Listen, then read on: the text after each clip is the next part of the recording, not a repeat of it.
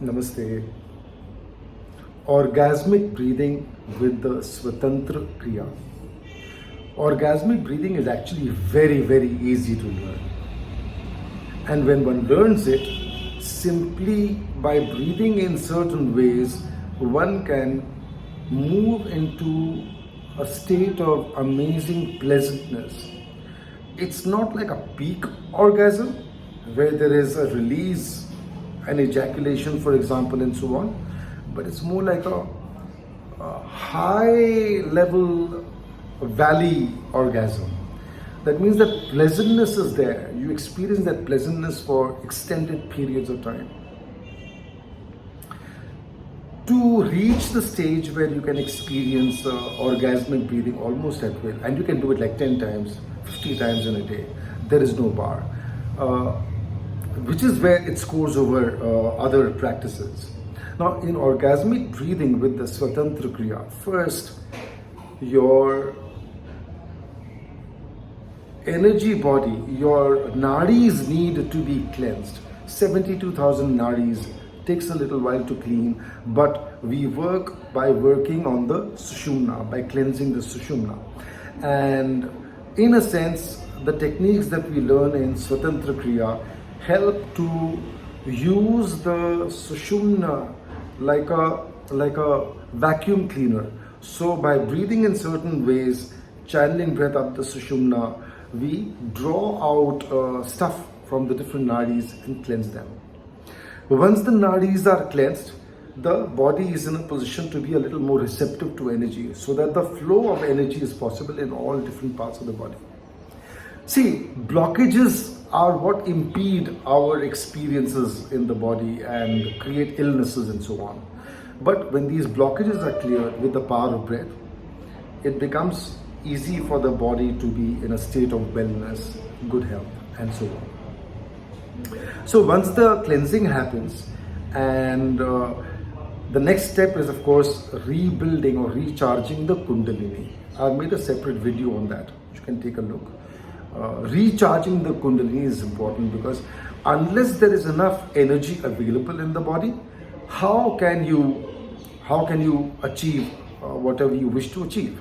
Now, see, the energy, the store of energy in the human body is like a fuel, if you can call it that. I mean, it's like the seminal fluid is a large store of that energy.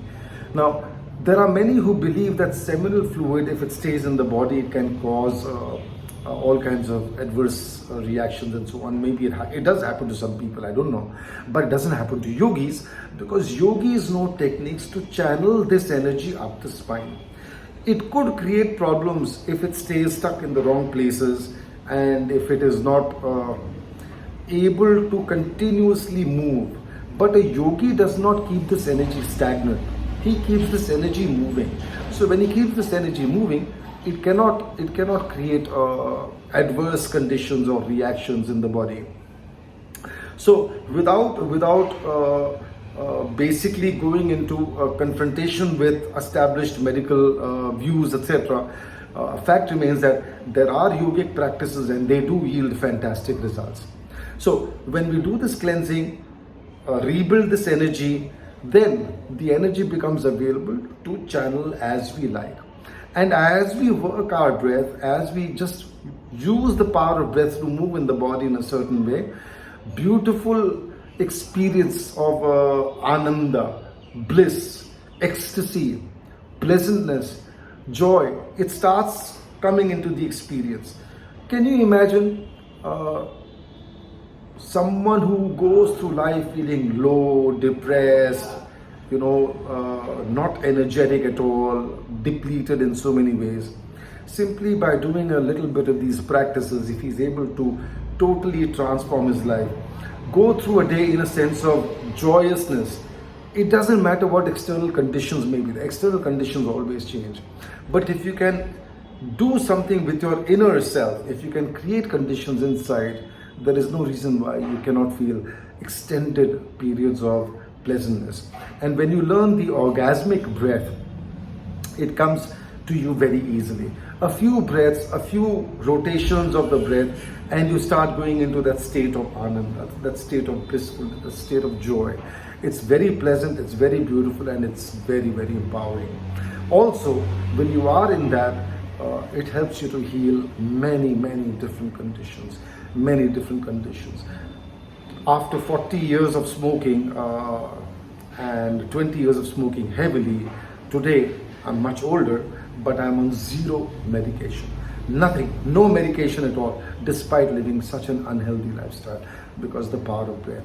But you have to dive deeper, and you can reach the stage of orgasmic breathing once you've done the cleansing and rebuilt your kundalini if it is depleted. If it is not depleted, you can dive in sooner.